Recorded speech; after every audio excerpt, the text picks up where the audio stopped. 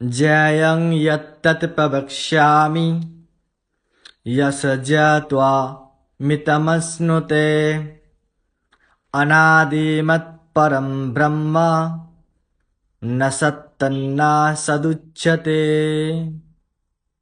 হে সনাতনী সন্তান, এই শ্লোকে বলা হয়েছে, নমস্কার, আমি তাপস আপনাদের মাঝে জ্ঞানের কথা নিয়ে।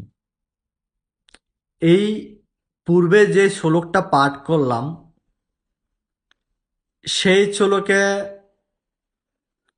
একজন ভক্তকে ঈশ্বর বলছেন, আমি তোমাকে এখন জ্ঞানের কথা বলবো, যা জেনে তুমি অমৃত তত্ত্ব লাভ করবে। সেই জ্ঞানকে অথবা তাকে বলা হয় ব্রহ্ম এবং কার্য ও কারণের অতীত।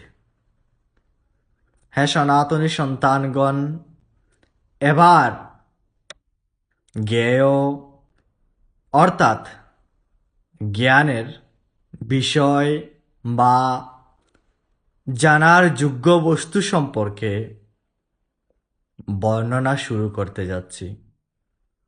আশা করি শ্রবণ করবেন। এই জ্ঞেয় বা জানার বিষয় বা জানার যে তত্ত্ব, এই জানার বিষয়গুলো যিনি জেনেছেন, এই তত্ত্বগুলো যিনি জেনেছেন, তিনি অবশ্যই কখনোই কোনো পদেই মূর্খ হতে পারে না।